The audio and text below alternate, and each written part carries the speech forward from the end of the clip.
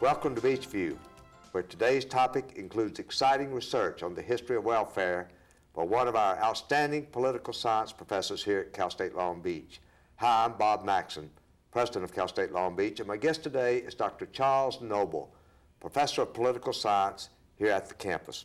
Welcome to the show, Chuck. Thank you. I'm really glad to be here. First, let me tell our viewers something that it'll be obvious to them after they listen to you a while, but I'm very, very impressed with your educational background. You've got an undergraduate degree from an Ivy League school, a master's from UCLA, and your PhD from Berkeley. And when it comes, and I want our viewers to know, when it comes to higher education institutions, you can't do much better than that. Well, thank you. Good education. Yeah, I actually learned a tremendous amount at all three places. Yeah. How'd you pick schools, especially your graduate programs? Did you pick it because of political science, or did you know someone there? How did you end up there? Well, I think the choice to go to UCLA was a choice to leave New York, to be very, very frank about it. It was a choice to see the world. Quite a difference between Cornell and Westwood, isn't it? Yeah, I spent 4 years at an Ivy League college, and I thought that I'd like to spread out. And I think Southern California was very attractive to me at the time. When I got to UCLA, I enjoyed it tremendously, but they did not have people in the areas that I wanted to specialize in. And at that time, and I think still today, Berkeley was the top-rated political science department in the country. So I thought that would make a lot of sense professionally, but also just to learn what I wanted to learn.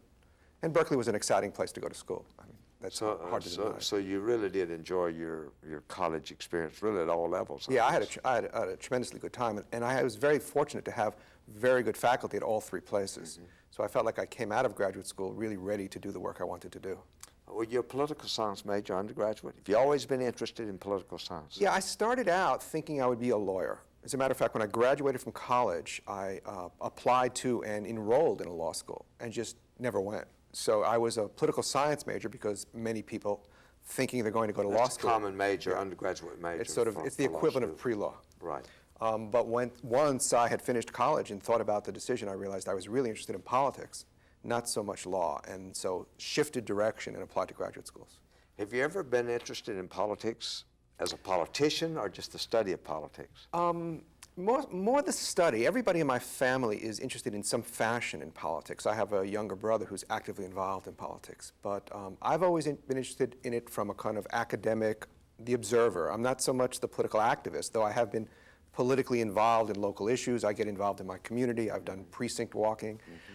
But I've never had any ambitions to serve in an elected office or something like that. Let's talk about your work here.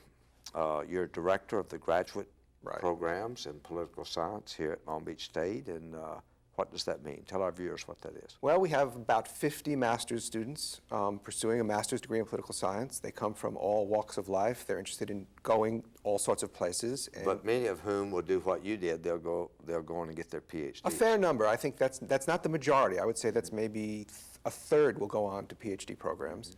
And there's a fair number of high school teachers looking to upgrade their skills. Right. There are people looking to get involved in public service, people looking to do political consulting, and some people just looking to read good books. It's a mix of students. And there are 50 of them, and it's a job to administer the program, and I teach in it as well. Strong faculty here at the campus in political science. Yes, we have a very, very good political science faculty. We have a number of established scholars as well as a number of younger recent hires who are very exciting, doing very exciting research. And we're also a fairly happy department. I mean, departments vary in their collegiality and in their personal relationships. Right. And we have a very good department, very strong chair. It's a very good place to work. Jerry Raposa's good, the chair of the political science department. It's a very popular major among our undergraduates. We have a program that we recruit the best and the brightest in the state, mainly high school valedictorians and national merit scholars. and many of those youngsters are selecting political science, and I think there's a bit of fascination about the subject, but I think also for many of them there is a sort of a desire to do public service, and they're caring people, and they see political science as maybe the right discipline to study for that. Well, that's great, because I mean, we'd love to have these students. We're hearing all sorts of exciting things about students coming to campus, and we think we have very stimulating courses. We think also that our courses provide people not just with the skills to get involved in public affairs, but just generalizable, basic skills, reading, writing, analysis, that can serve people well regardless of what they do. Probably the most common major for students going to law school. Yes, definitely. And there are good reasons for that. We have the equivalent of pre-law courses, but also the kind of thinking you do in political analysis and the kind of writing you do on our papers and exams is good preparation for what you're going to be doing in law school. You wrote a book. Yes. Well, you've written books. You've written a lot, but This is the new one. You have your latest book is being widely acclaimed, and I don't know whether our TV cameras can pick it up or not, but we'll try. It's been on the it's on the recommended reading list at the Harvard bookstore. Right, they're a recommended reading list in politics. And I think I'll try to hold it up, because I can look right into a camera here, and my director back there is telling me that this is working well, and people can see this book. Tell us about the book, Chuck. Well, the book is both a history of the American welfare state beginning around 1900, looking at the early years up to the present. I conclude with the Welfare Reform Bill passed in 1996. So it's very, very comprehensive historically, and it's also comparative. It asks a comparative question at the beginning. It takes a look at the U.S. Explain to our audience what you mean by its comparative. Comparative meaning I ask, how is the U.S. welfare state similar to and different from European welfare states? Okay. I began with the question, why do other countries who are less rich than we are do much more about problems of economic insecurity? Why do they have more comprehensive social programs? It's always been an issue that concerned me, both as a political scientist and as someone who thought that the government could do good things. Mm-hmm. And so I began asking what in political science is called the question of American exceptionalism. Why do we here do things so differently than other similarly situated societies, France, Italy, Germany, Canada even? And so the book asks that question and then proposes an explanation. And at the Does the book literally compare them, Chuck? It compares them. At the beginning, what I do is I tell you how the U.S. is different. Okay. And so I'll tell you what typical welfare states do about about employment, about poverty, about health care.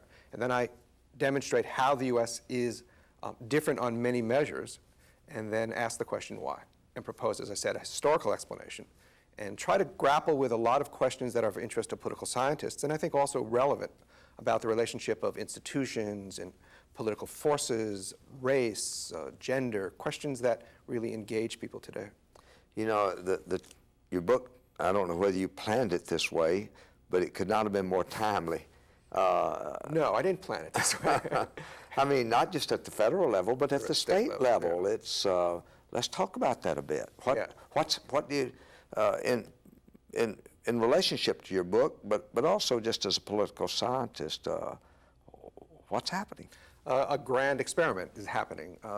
We have the welfare reform law passed in 1996, devolved authority for the administration of welfare programs to the states. The old program, the AFDC program that everybody's familiar with, is gone. It's been replaced by something called temporary assistance to needy families, which has time limits, it has work requirements, and it basically is funded with federal block grants given to the states with very few strings attached. And the states have been allowed to craft their own programs, and we're seeing 50 experiments occurring. Everything from Wisconsin's very resource-intensive effort to provide child care and health care and move people very immediately into jobs, but to support them, to other states which are essentially just cutting people off after 18 months and suggesting that they find work somewhere. So we're going to see an enormous variety of experiences, and from a political scientist's point of view, it's almost a laboratory to examine how different factors shape how different states respond.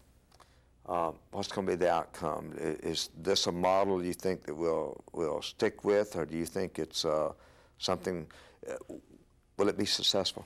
Some states will be successful. Some states will not. Some states I don't think have thought it through. Some states are making heroic assumptions about endless economic growth and just the endless availability of low-wage jobs. I think the real test will come in the next economic recession. Right now, we're in a period where economic growth is so strong. Right. And also, one of the things that's not well understood, but the funding formula under the bill, the law that was passed in '96, provided states with quite a bit of money because it was based on costs incurred during years in which the caseload was very high. The caseloads have been dropping dramatically. Today, there are fewer than 10 million people on welfare. That's the lowest it's been since 1970. So the system, in essence, is really sort of overfunded. Right now, yeah, it allows places like Wisconsin or states like New York or California to spend considerable money on welfare clients. Who's doing something you really like? Well, I think the Wisconsin experiment is a very interesting experiment. I have reservations about some aspects of it, but I think what the governor of Wisconsin has done is said it's going to cost money. In fact, they expect the per family cost of welfare to increase from $9,000 to $16,000 in Wisconsin. But what they're proposing is a variety of social services, transportation support, child care support, and continuing those services beyond the 12 months or 18 months. There's no automatic cutoff date on the services. There's a cutoff date on benefits, but not on services. So if you get a job in Wisconsin, you can expect help making that job work for you. But I think all of the states are sort of still avoiding some fundamental issues that I think are important. It gets back to the question of our reluctance as a society to do more. I think we could tackle this problem more directly by thinking not so much about welfare, but thinking about why are people poor, generally, not just people on welfare. And what could government do, what could employers do, what could we do as a society to make sure that people who work are not poor? So the front end is where Yes. you think we can do something and not respond to it after it happens. That's perfect. I think what's really distinctive about the American welfare state is we're always cleaning up after the fact, rather than intervening on the front end. And in those terms, the question I ask in the book is why are we so reluctant to be proactive? So the feds, in essence, didn't cut back on the funding. They simply divvied it up, I'm assuming, based on population. Based on population and previous expenses, looking at what the states had been spending on welfare. Because the states had spent enormously different amounts of money. Mississippi's a very low-end state. California's a very high-end state. So the feds tried to essentially say, look, here's what you've been doing. Here's the money we've been giving you to run AFDC. Here it is in a block grant. When we get back, we're going to take a break now. I want to talk a bit more about your book, and also I'm going to ask you to do sort of maybe a critique on the direction California is going. Sure. What you think about it, and I do want to talk about your book a bit more. Great. We're going to take a break now, and we'll be right back with Dr. Charles Noble. Stay tuned.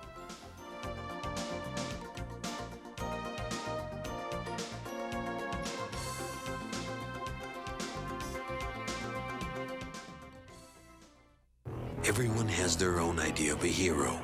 Magic Johnson. Arnold Schwarzenegger. Mr. Neal. My hero, Gloria Estefan. Martin Luther King. Mr. Hope. These are teachers, but to the kids they've reached, they're heroes. They've given them hope. They've given them choices. They've changed their lives. Well, the children are the heroes. The most fulfilling thing is watching a child succeed. I just like to help them make their dreams come true. Teachers have the power to wake up young minds, to be heroes, to make a difference. Reach for that power. Teach. If you want to make an impact on our future, call 1-800-45-TEACH. Mr. Wilkins. Mrs. Eisenhower. Mr. Adler. Be a teacher. Be a hero.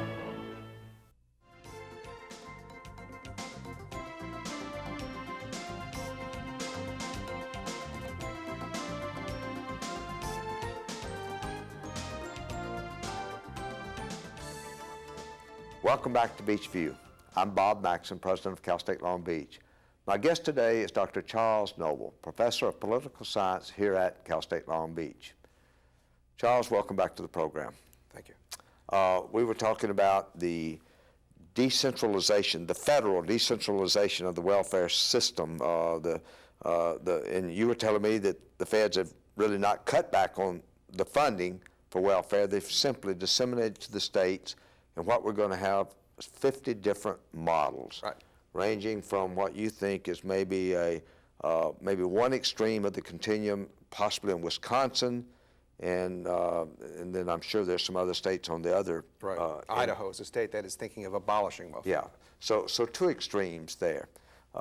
Let's talk about California's plan. Well, California's dead in the middle. California has not attempted to cut back radically. It's made sort of a kind of commitment to sustain the existing effort. It's not imposed too strict deadlines. The work requirement has lots of exceptions crafted to meeting the needs of particular families.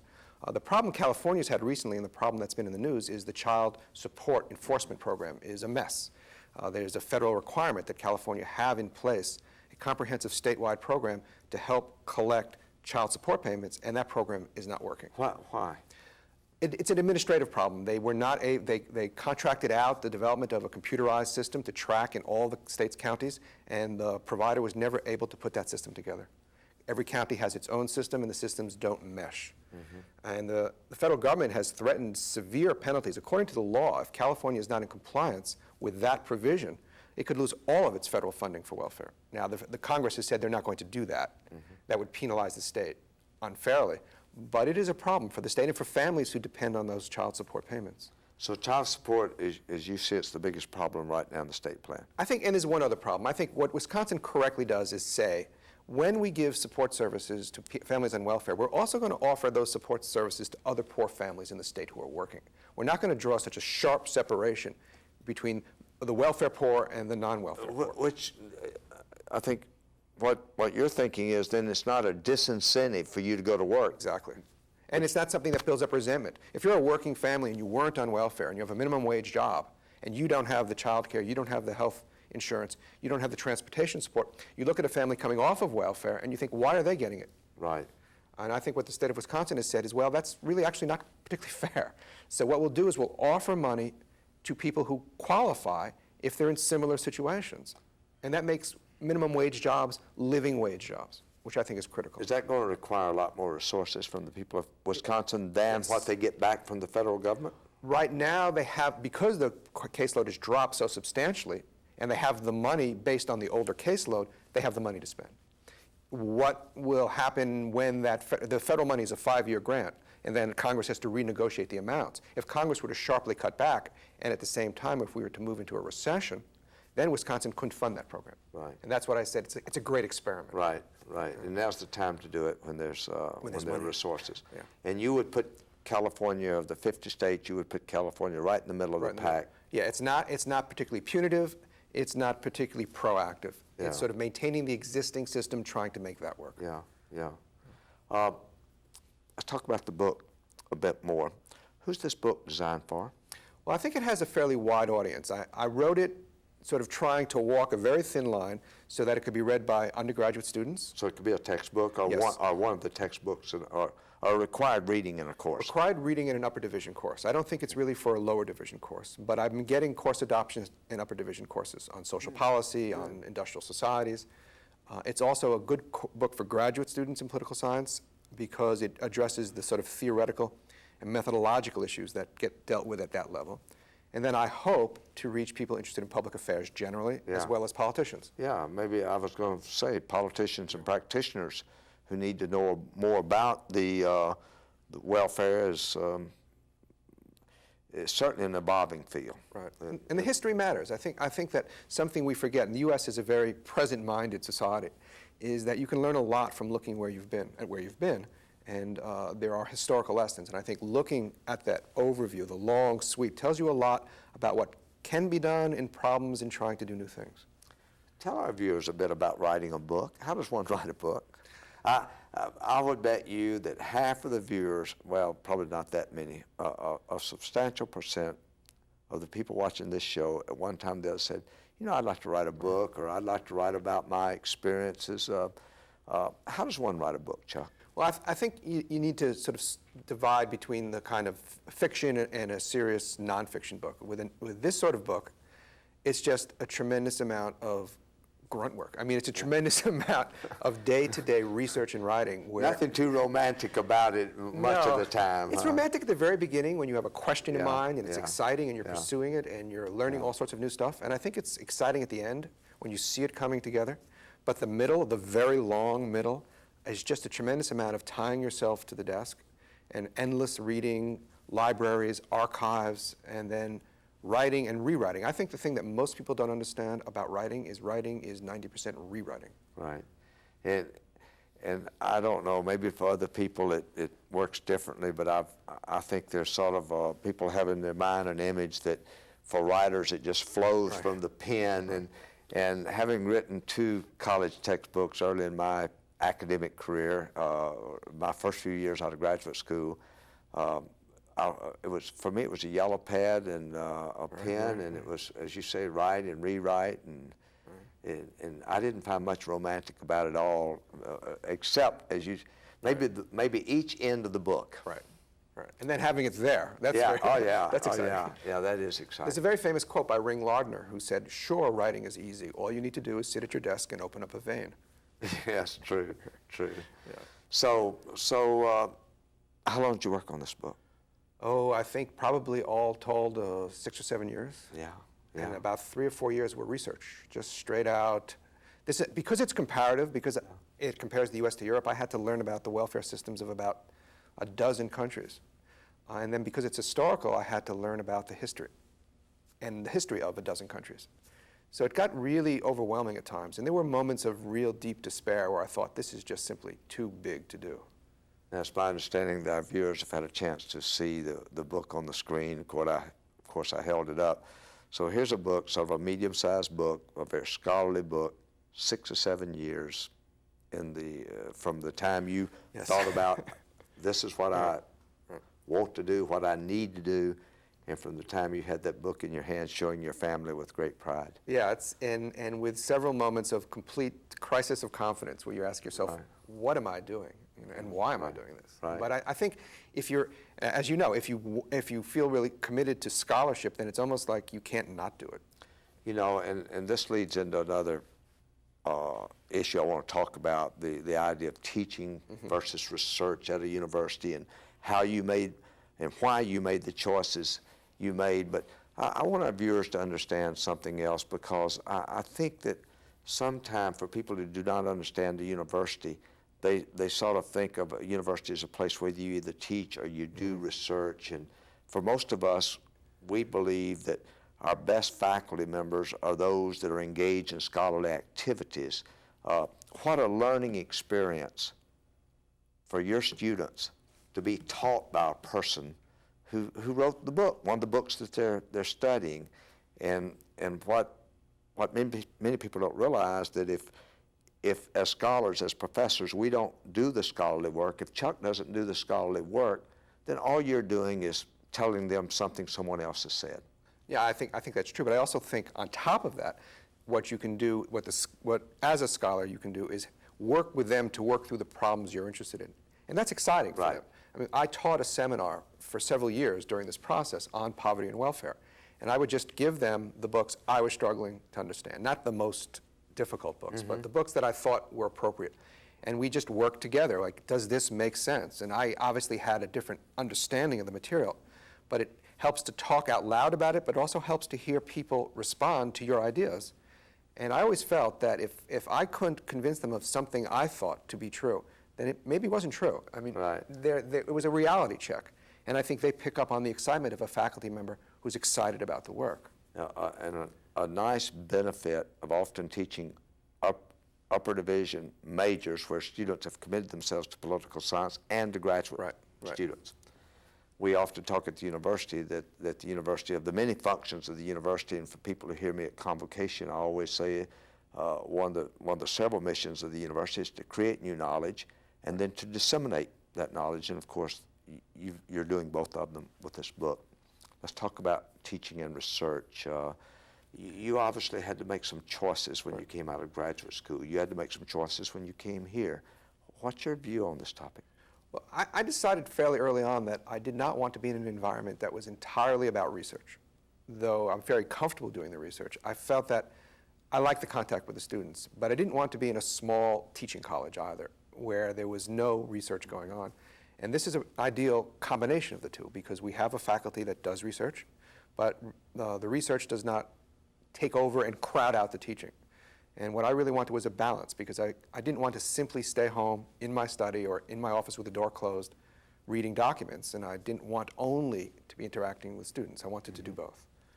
Well, and I think the California State University system probably prides itself in having that delicate balance between good, especially good undergraduate teaching and research, and especially the applied research. Right, definitely. I think that we have a lot of very qualified undergraduate teachers in this university.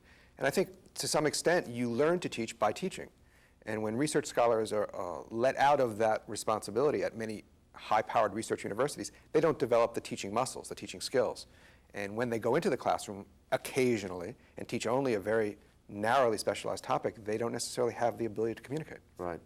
When we are recruiting our top students, and we spend a lot of effort going after talented students, one of the things that we tell them, the advantages of our place, is that you'll get real full-time professors in your undergraduate education. You won't just get teaching assistants, and our best professors aren't always in a lab or as you say, in a study somewhere, or just teaching graduate students. And that's true, and I think that's a very, very important reason why students should come here as a university. Yeah.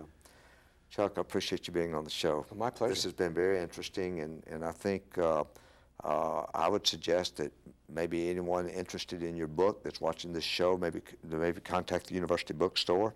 University bookstore has them. Oxford University Press has them. And get a copy of the book. They'll enjoy it. They'll learn a lot about it. And it's going to be interesting to see what happens in this whole area of welfare over the next year or two. Thanks for being with us. And I hope you've enjoyed today's Beachview. I ask you to stay tuned for another discussion, the next segment of Beachview, and when we'll have interesting guests from the university on the program. Thanks for watching.